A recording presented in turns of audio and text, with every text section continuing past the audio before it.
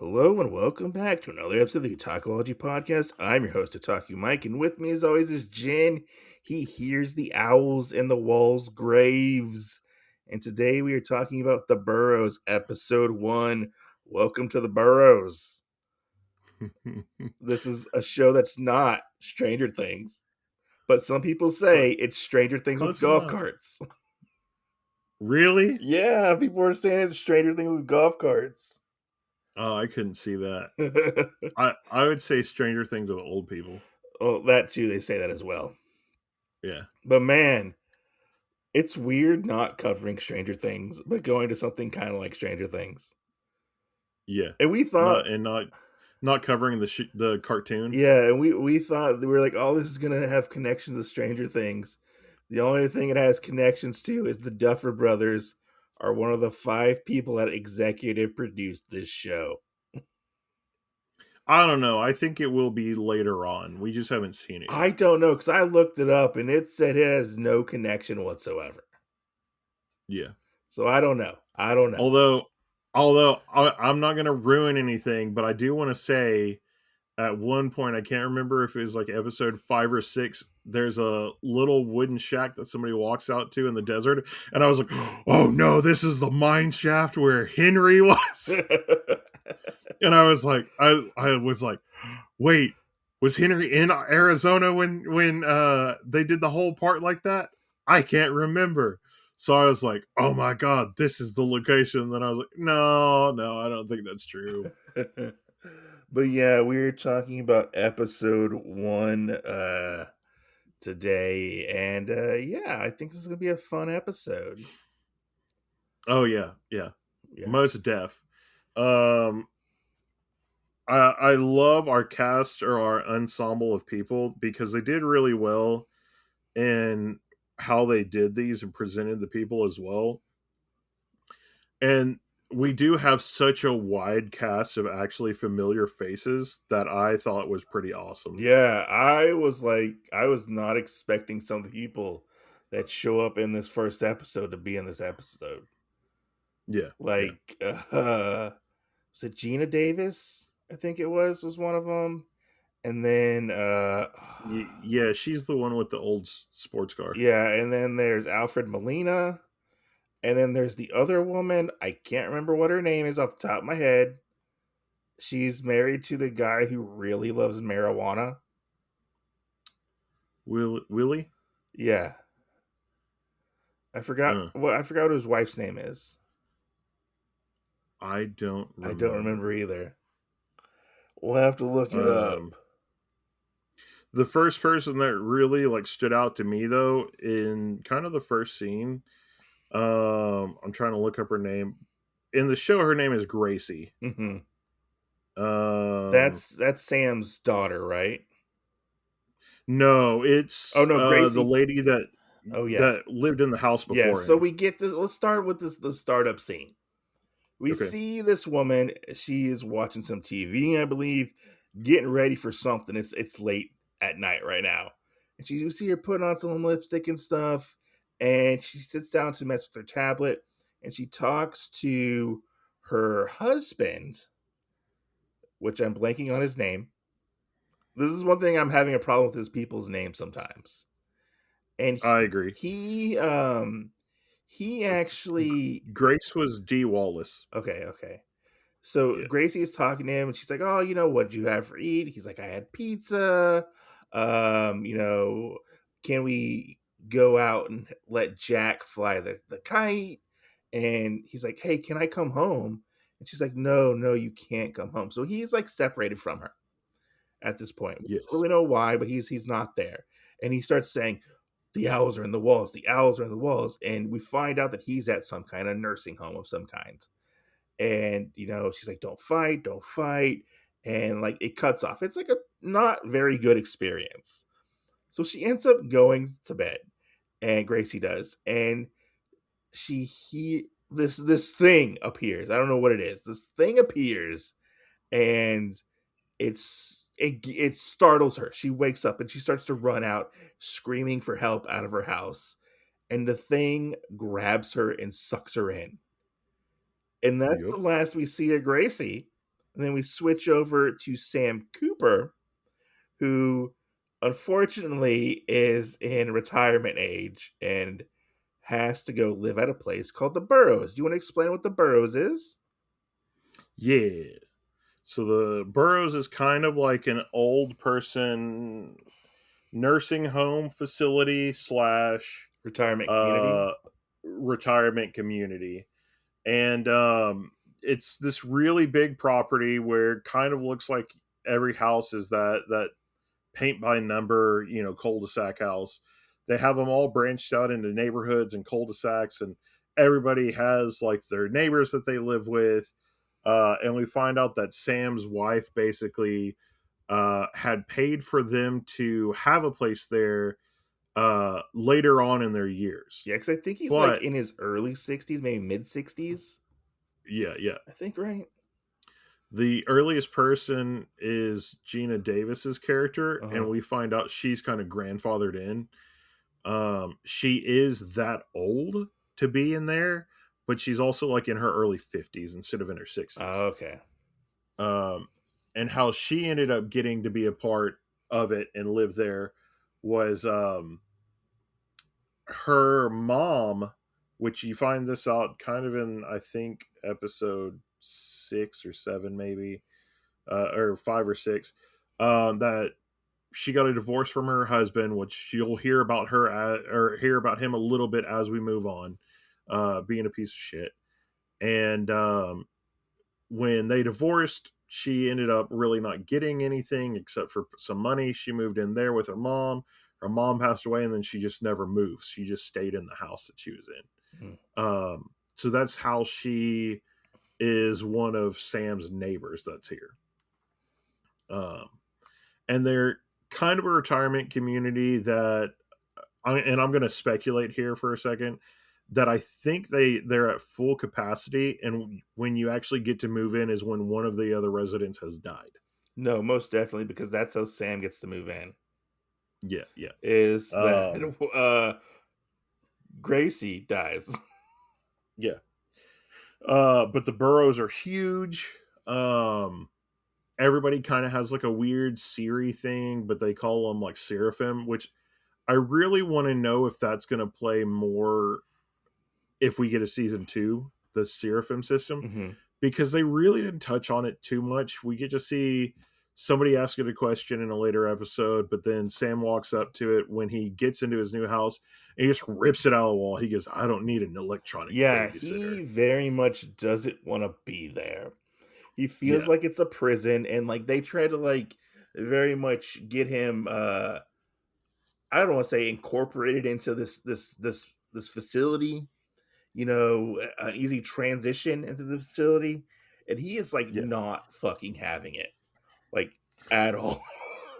yeah. Which I think that's the thing that I like about him at the beginning of this is he reminds me of like Clint Eastwood from like Gran Torino, like get off my fucking lawn type of old guy. That's funny. Like he just I compared him more to Ted Danson in The Inside Man, okay. because it seemed more like he was there and he instantly turned everything. Like when he found out he would get like an opportunity to almost be a spy, he took it. Hmm. And or a investigator, which is what Ted Danson does on The Inside Man. And that's kind of what it seemed like Sam automatically jumped to after the end of this first episode, which was like, hey, I got to make sure that I can live here and do all this stuff, and I got to solve a mystery. Yeah, because at this point, like he wants out. Like he doesn't even like unpack his stuff and whatnot, and like he's very like curmudgeoned at this point. And I love this Yeah, scene at the beginning where they're watching like an old movie on a tablet. I think his tablet, and his grandkids are like, "Hey, can we watch like something cool?" Like he's like, "This is a classic." He's like, "Can I play some games or whatever?" He's like, "I don't have any games." And there was this scene that I really liked. It kind of like endeared him into me as a character. is it the one with his daughter in the car? No, it's with his granddaughter where she's like, "What's this app?" And he's like, "Oh, that's to keep track of my medicines to make sure I don't die." He's like, "Oh, I just deleted that. I guess I don't need it. I guess I'm gonna die soon or whatever. Yeah, yeah. Yeah. And then the son-in-law, we have it backed up on the cloud. It'll be okay. And he's like, fuck you. Yeah. He's like, I'm just gonna die. Yeah, but I mean, there's a lot of different stuff. To the other part that I thought you were talking about is where one of the kids is like, "Mom, Grandpa's not sharing," Yeah. and his daughter has to be like, "Dad, you can turn it over to something that they'll watch, da da da, whatever." Um, but yeah, we get that when they pull up to basically like the guard station. Mm-hmm. They look, they check him in, say, hey, like this is where he's supposed to be going, which I'm pretty sure this is an actual place. Like we're getting it as the Boroughs, but like the network or whatever probably rented out like one cul-de-sac and a like few they're on like buildings. location. Yeah, yeah. Yeah. They probably rented out like one location for all 5 of the houses and And things they like probably that. switch it around and use like CG or whatever to expand the place or whatever. Yeah, well, or if it's a real place. Yeah, because they seem like they're actually on location at points. Yeah, yeah. Uh, And then maybe they added a few other places to it, like the manor. but they are like in the middle of fucking nowhere. Yeah, they're in Arizona. Yeah. And it's real crazy. I think in this first episode too that we get that, and as we're going through, we learn some crazy things about Sam. To He's an as we move engineer. forward, yeah, he's an engineer. He knows how to fix a lot of different things. Like he fixed one of their TVs that they had. We get a little more about like the location, which we had it where there's a scene where he fixes a TV after his daughter and everybody leaves. That we see, like, we find out 2 of the people that actually own the Boroughs are on the TV, and their clothes look kind of newish, But they're not. but they're not. And that's one thing that I felt was kind of weird moving forward, which does kind of like lean ear to something we find out later on. So I'm not going to spoil that, but we do find out that they talk older than they should. Let me ask you. Sometimes. Let me ask you this: Do they Yeah. explain? I can't talk. Do they explain why everything looks like it's from the 70s? No. No, because all No. these stuff looks like it's from the 70s, but we're in present Yeah. day. Because there's this point Yes. where you see they're like, oh, we got this top of the line microwave, not microwave, it was a oven, I think it was. Yeah. And it looks like an oven from like the 70s. Oh yeah. Which I was watching this with some people. I was like, I like this house, and they were like, you would. You're such an old soul. And I was like, fuck you. Which I was kind of like curious, like why they did that. Was it because of like all these old people who grew up at that time, and they know how to use that stuff and it's familiar to them? I don't know, or is it because of when part of the buildings were built? Maybe, I don't know, but everything seems to be like up to date and like nothing seems to be like old and outdated. Like everything seems to be just looks old. Yeah. To made to look that Which way. A scene that I like, and I think we get to look at it later on in this episode, is actually where Sam's walking through town, and it is almost like its own little town. Yeah. That you can go into and all this other stuff. And unless your family's like visiting, they're signed up and all this other stuff, it is only a town for old people. Yeah, it is only town. And I love this scene right before his family's about to leave. Like he's like, I hate this. He rips the thing out of the wall, and like he's like, okay, everything's gonna be okay. Let's all go to the garage. And he's like, what's in the fucking garage? Which we find out it's a custom golf cart with flames on it. Yeah, it's red and flames. Oh yeah, I was like, whose idea was that? I think it was the son-in-law's. Yeah. And I will tell you now, he is probably one of my favorite characters. He always seems like the happy-go-lucky character in this. Yeah. Oh, so he has a bigger part in Um, this.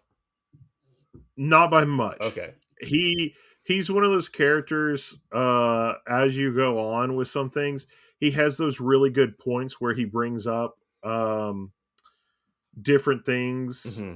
that make you kind of sit back and think, but it's good enough to make a main character really think and consider things in life. Okay. Yeah. Which later on we find out he's actually a teacher, which makes a lot of fucking sense. I was like, why is he this way that he is? Oh, he's a teacher. All right. But yeah, Um, we kind of find out like how Sam got here. Like he said, his wife, wanted to live out here when they're older, but like yeah. unfortunately, Sam's wife, I think her name was Lily. Lily, Yeah. Yeah. Lily, unfortunately, like I'm just going to tell you, I named all these characters off of other things that oh, I knew them in. okay, So, like, I didn't have to remember the names or whatever, but every time I saw Lily, I was like, Malcolm in the Middle's yeah, mom. Malcolm's mom. Yeah. No, yeah, So, no, like, I thought the same thing. I'm watching it, and every time I see one of the characters, I'm like, oh, this character's from XYZ. So I'd be like, the lawyer from XYZ, like, Yeah, no, it's uh, definitely people you've seen from different yeah, shows. But yeah, Gina Davis, every time she popped up, I was like, Stuart Little's mom. yeah. I mean, like, plenty of different stuff, and you're like, oh, yeah, they are from a lot of different stuff. But unfortunately, Lily, like, I think she has like a stroke. I Yeah, think, I don't know if it's a stroke or a heart attack. but she unfortunately passes away, which Yeah. it's a very horrific scene. Like to see multiple times throughout this episode.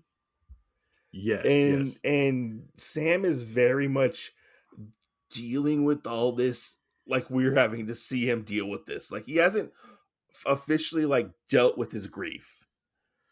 No, and I think really honestly, I think it's a good example of PTSD. No, most definitely because we'll get it later on in this episode, like twice, two Yeah, more yeah. times. Um but like he does it where he's laying there and he is sleeping beside her, and he's thinking about her or whatever, and then he wakes up and he's like, oh, she's really not here. Yeah, he wakes up because Um there's a car that sounds really terrible, yeah, yeah. which he ends up fixing Later on, yeah. later on. Gina Davis's car, but she has an actual name. I forgot. Her name's Renee. It's Renee. Yeah, I only remember because the other guy that plays in American Horror Story calls her Riri a lot. Oh yeah, it is. It is Renee. And then he also got to meet, I think his name is Jack. Yeah, Jack. Jack is the welcoming committee. He lives next to Sam. I think it is, or like a house over from Uh, Sam, because Judy and Art live right next to Sam. Judy and Art are a couple that we'll meet later on, and then Jack lives next to Judy and Art. I think is what it is. Yeah. Yeah. It's kind of weird. It's kind of weird figuring out where people live at, because sometimes somebody will be at somebody else's house. They'll be like, welcome to my house. And it'll be the other person's house. And you're like, come again? Where Yeah. did you come from? Where the fuck is your house at? Yeah. Yeah, he's in the center. So Sam's in the middle. And then when you go to the right, it's Art and Judy, and then beside them, Is the Jack. next one over is Jack. Yeah. And Um, then Renee and Wally or are wait, on the other side, right? no, Art is on the left. Art and Judy are on the left side of him. Okay. His house is in the middle, in between Judy, Art's, and then Jack's is on the other side of his. Yeah, and then Renee is on the right side with Wally. I believe the doctor. She's on the left side with Art and Judy. Okay. Okay. Well, And then Wally. that's semantics. Yeah. That's semantics. Like we're not gonna get that. But Jack is the opening. Jack is the welcoming committee, and Jack shows up with some beer, and he's like, "Hey, what's up? Nice to meet you." Blah blah blah. Kind of, welcoming him to the new place. and Sam's not having it at all, Yeah. at all. Even though Art brought beer, no, Jack brought beer. Jack brought Yeah, yeah. beer, and he's like, well, we can have some fun. You and me, two single guys, were like Willy Wonka's golden ticket, which Yeah. we find some stuff about Sam later on. Sam gets around. Just saying. Jack gets Or around. sorry, Jack gets around. Jack gets around. Yeah. Yeah. Yeah, yeah. No, this. Which Go ahead. there was one thing I told you, and did you ever catch what I was telling you? Because I think you found it out. I know that you've watched a little farther, but Oh, about when Jack brings up something. he brings up the tiger bomb and it smells like black licorice. Yeah, yeah, yeah. Yeah. And then you find out at the end of this, Sam gives him a little like sideways look, He's like, and I was what? like, and I didn't catch it. Somebody else told me like, hey, that's there, and I was like, what? Yeah, so I didn't pick up on it until I got to episode 2. Yeah, Well, I mean, do we just want to spoil it right now and talk about it? we could spoil it at the end of Okay. this episode. Okay. We can spoil it at the fire pit. Okay. But yeah, no, we have the whole thing where Sam wakes up. He's got the car from Renee that's backfiring, which Renee is kind of like an art spiritual teacher, kind Yeah. of sorta. She goes and then she automatically wants to file a report, which has happened, I guess, before. Her quartz are Um, stolen. her rose quartz are stolen, Yes. and we find out kind of moving forward that different people at different times do have different quartz items stolen from them. Yes.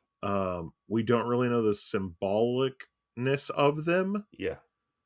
We just know that they're an item that later on will get found, but we don't know.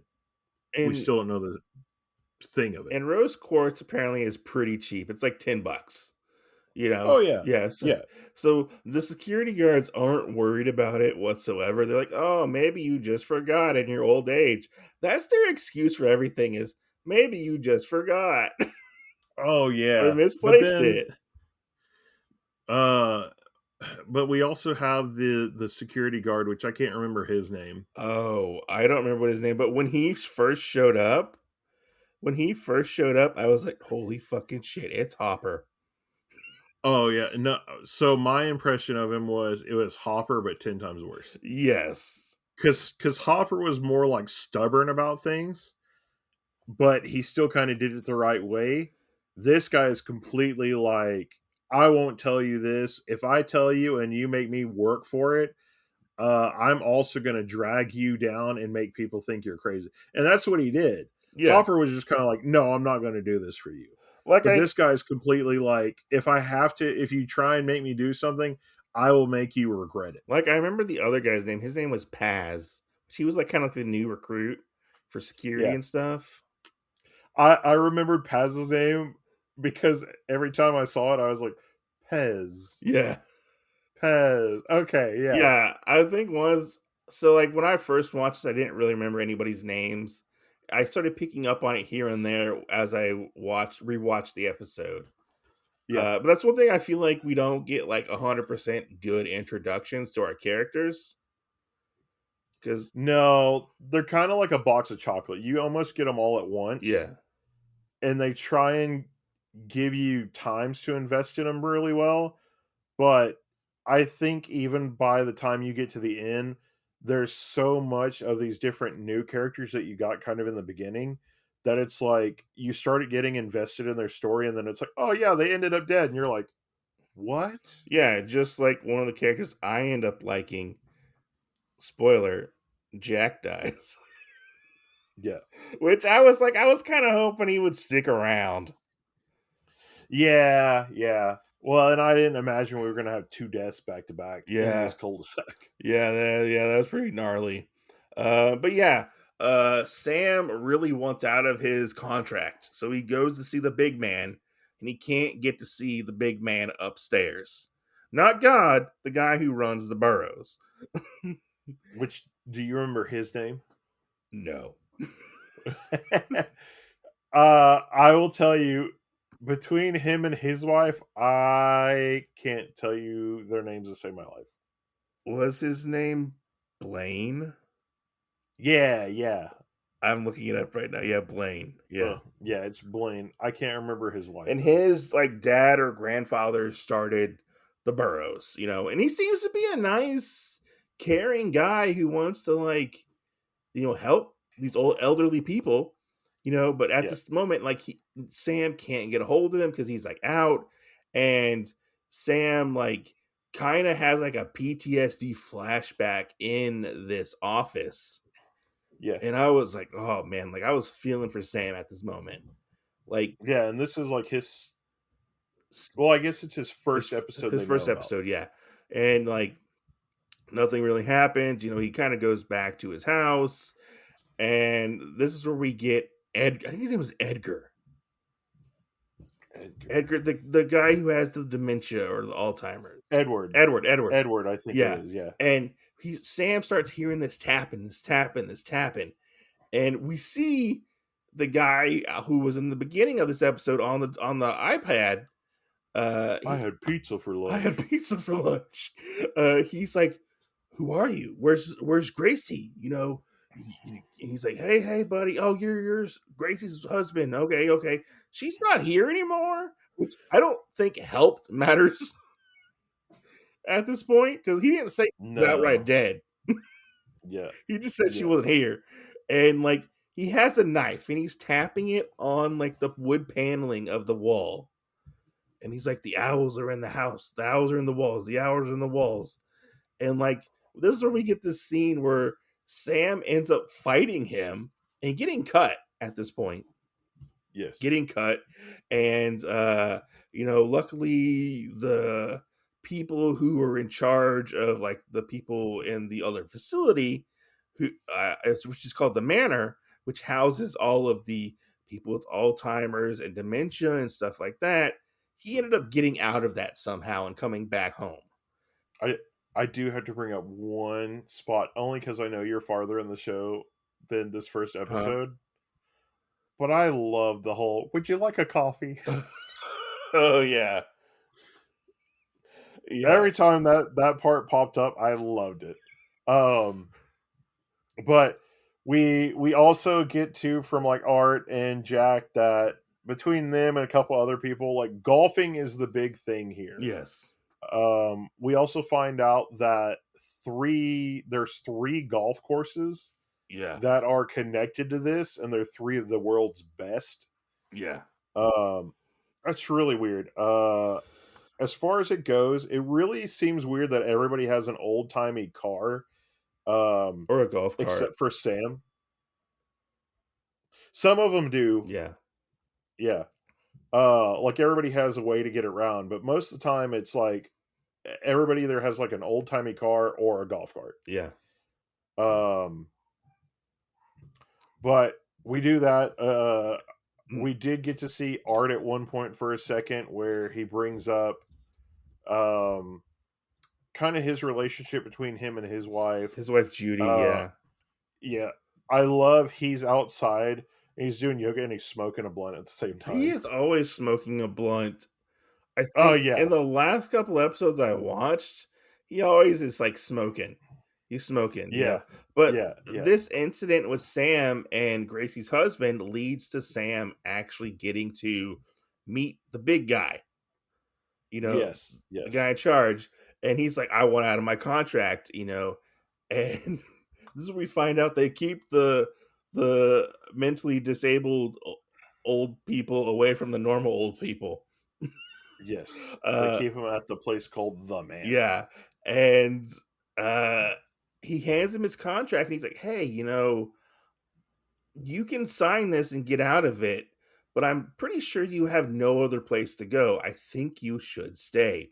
Which got me very manipulative, possibly bad guy vibes, just saying. Or he could be just the nicest person ever. I Well, don't know. let me give you a little hint. First episode, go back to this part we're talking about now that or a little bit ago where Sam walked in to go talk to him originally, Mm-hmm.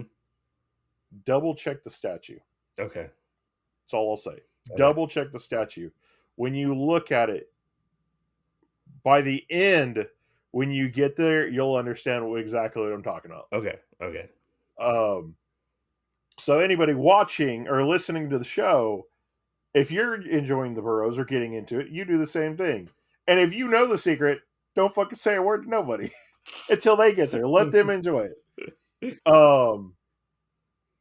But yeah, we move forward from there. We have where he did have the conversation. At one point, he did get to have a conversation with Jack on, "Hey, buddy, I'm having a shindig thing at my house tonight. Yeah. Would you like to be there?" Um, And he reconsiders. yeah, He yeah, reconsiders and he's like, yeah, sure, I'll have it. And Jack's like, oh, how about Thursday? He's like, Thursday's not good, but I can do Friday. I can do Friday for yeah, sure. And we get to meet our other cast of characters like Wally. He is a doctor who's suffering from cancer. We get to meet Judy, who is Art's wife. And they have kind of like a sort of rocky marriage at this point, which we yeah. find out like later on in like Well, the next couple episodes. they have an they have an open marriage. We Oh, find okay, out. okay. And You find out in like the second episode, it's more like that, or the third episode, but they do have an open relationship, and the one rule is you can't fall in love, yeah. which ended up being what started happening with her and Jack. Yes, because we end up finding out that Jack has been fucking Judy Yeah, later and on. that's at the end of this episode. Yeah.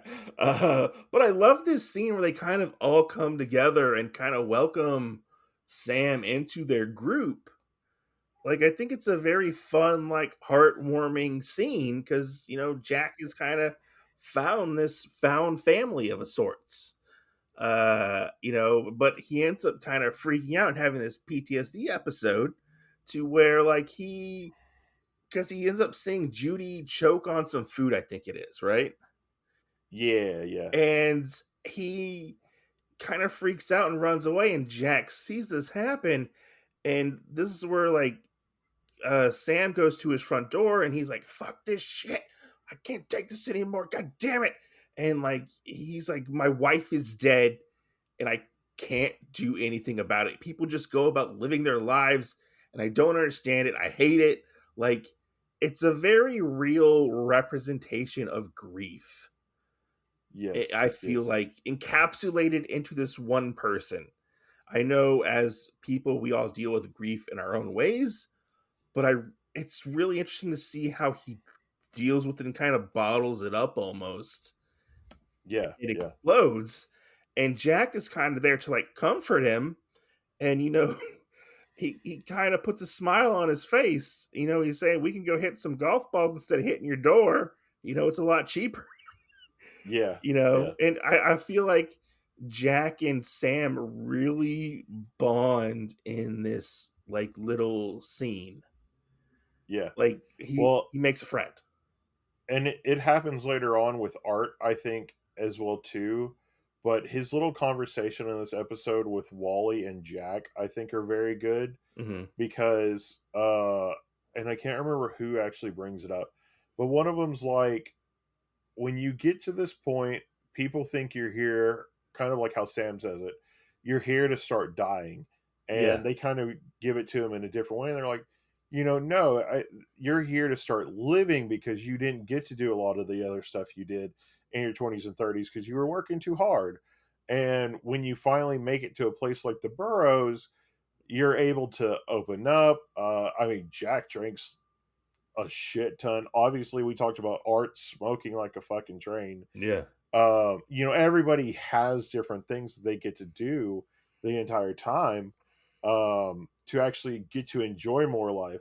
Uh, and Jack's circling back to Jack again, him and Judy getting to sleep, but Jack also talks about the first time he meets Sam later on, and then at the party and whatnot, about how he kind of gets to be this big womanizer that's acceptable. yeah, So I mean, you get to do so much extra stuff. You get to go to the golf court. You get to do all this other stuff, and it's them getting to enjoy life, even though they're kind of getting close to the end. Yeah, no, most definitely. Like it's interesting a way to look at things, Yes, I yes, would say. But yeah, and then Jack kind of goes off to go check on, make sure Judy's okay, and Sam goes in for the night and goes to sleep, and he starts to hear this really, really loud beeping sound, and it's coming yeah. from Jack's house. And Sam goes to go break the door down in the back because he can't get in. He, like, breaks open a window, and we see like this beeping and He this breaks red open flashing light. he breaks open the back door Yeah, window. the back door window. That's what I meant. Yeah, and you Yes, see the beeping and the red flashing light. It's a very intense moment, and we see this thing, this thing on top of Jack, sucking the life essence out of him. And Sam kind of like trips over this cord, which music starts playing, and he ends up hitting it with a hammer.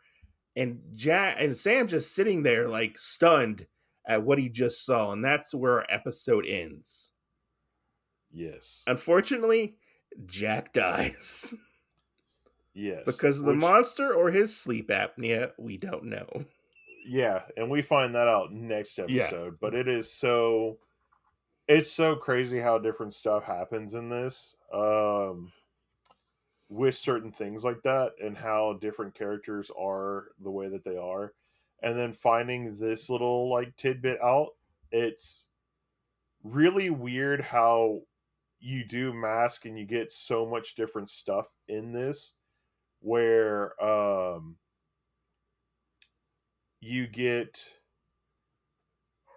kind of like how we've talked about before with Stranger Things, like the A and B Hmm. ideas and Yeah. stuff.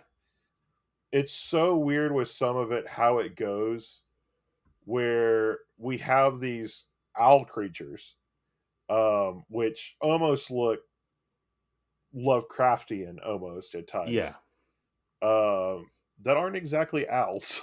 Yeah. I'm curious how that's going to unfold, but I think I'm Yeah, going to get there. we have those though.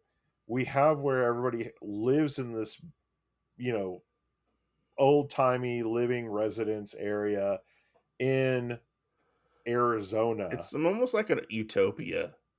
And then what other things are going to come out of it? So it is really weird how the stuff happens, and then to know that everything is somehow going to be connected in the end, like Stranger Things, Hmm.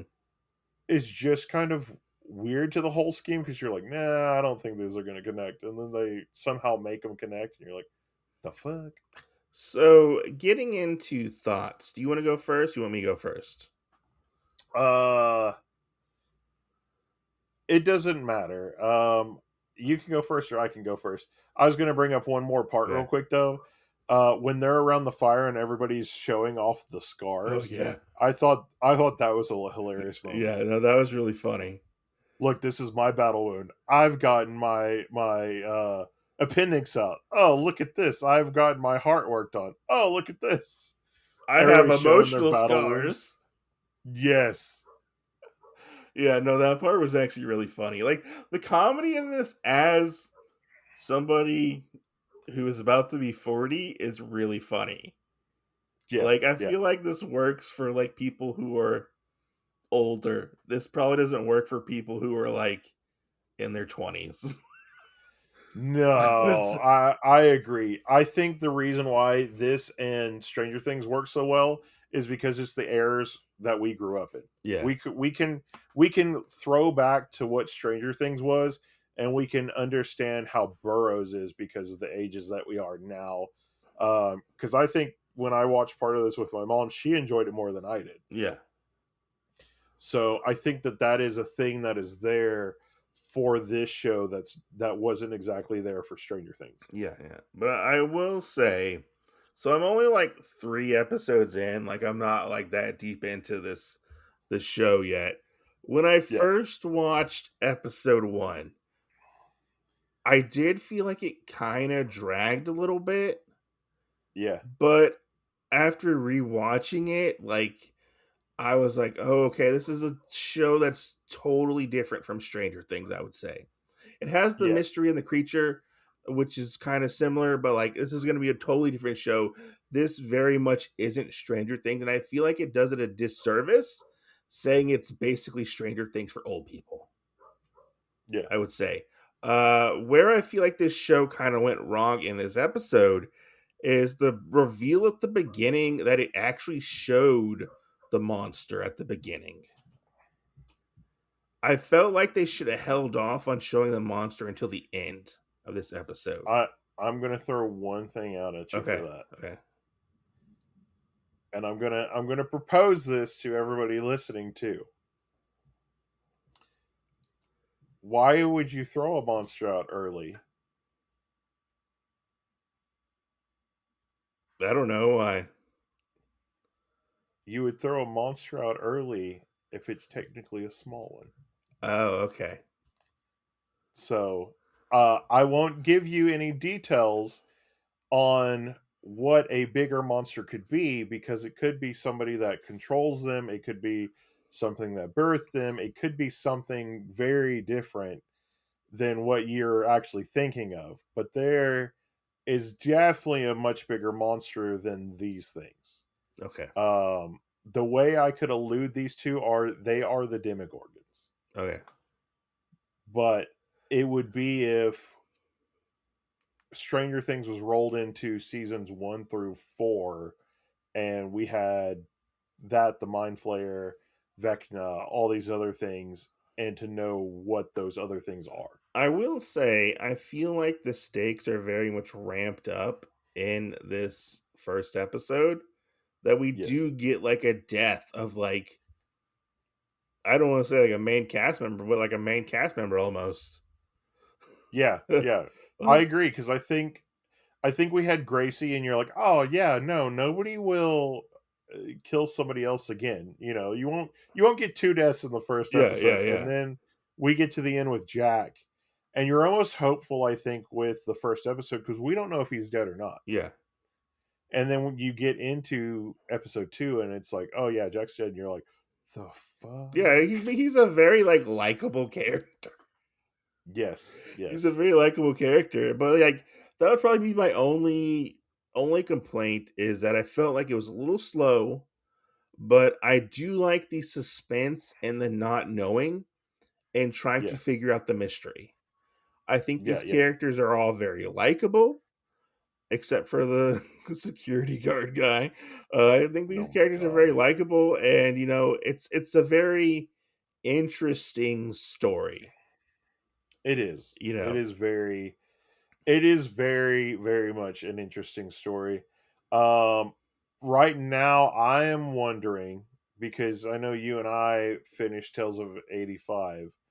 And we're also covering that right now too for anybody that is listening. So we kind of are staying in that universe of whatever you could label Stranger Things, I guess, because the Duffers help out and work on this as well. well, they Um, just executive produced it. yeah. They didn't. I Uh, don't think they. I don't think a producer does a lot, but I think maybe they get the money. yeah, I'm sure they were the ones that got to write off on it. Yeah, they probably got to like check off and help develop it Yeah, maybe a little bit. I know the executive producers mostly like, how are we going to get the money type of thing. I think maybe yeah. to like produce the show. Yeah, yeah. But anyways, Uh, but I forgot where I was going to go with that. oh, But there is a lot of good things with this. Oh, now I remember. Uh, my wonder that comes into this um, is will we get 2 weeks into this and have another thing like we did for Tales of 85 where they go, hey, season 2 is going to get announced, and then you and I are going to be like, fuck. I don't know. I don't know. I mean, it did get a good rating on Rotten Tomatoes. I don't normally go off Rotten Tomatoes scores, but it got a good rating. Yeah, yeah. So I have no idea. Yeah, I have no idea either because so I have finished it and I think it ended short and sweet. I don't know what they would pull out next. That Uh would huh. be where my contingency of the whole thing Yeah. lies. But I mean, Netflix have been known to do one season and one season only. So I'm not having my fingers crossed that we might get a second season. yeah, So we'll have to well, see. I would say I have no doubt that we will get a second season because it was a very good show altogether. I just don't know when that season will be announced. But yeah, I'm actually looking forward to continue covering this show. Maybe we can intersperse it with like our coverage from Tales of '85. I Yeah, was yeah, thinking maybe like alternating it here and there, you know. yeah, yeah. But yeah, I'm totally looking forward to this and seeing where this mystery leads us. On my end, I know you already know what happens, but I'm looking forward to our conversations about this show. I know. I'm waiting for you to be like, "You son of a bitch! You didn't bring this up when we talked about it," or you being like, "I can't fucking believe this happened." But Jen, where can I find you? You can find me at Bard's Tavern on Instagram, and soon to be YouTube and a couple other things. I know I've been saying that a lot. At Manga Restart again on Instagram/YouTube that has old videos. Hopefully, we will be getting our equipment updated to do new stuff. And then you can also find me everywhere that Otakuology is. And you can find me at the Otaku Mike on YouTube and Instagram, where I talk all about comic books and stuff. And you can find me here at Otakology. Make sure to rate and review the podcast, share the podcast. It helps the podcast. If you're on our YouTube, make sure to throw a like out there. Comment down below. What do you think of this episode? Are you very down for the Boroughs? Do you think we're going to be living in the Boroughs eventually sometimes? Who knows? But catch you on the next episode. Thanks for watching. Are we going to be living in the I Boroughs mean, eventually maybe at some eventually we're point? going to have to put into a home. We'll be Otakuology at the Boroughs. Anyway, guys, see you next Tuesday.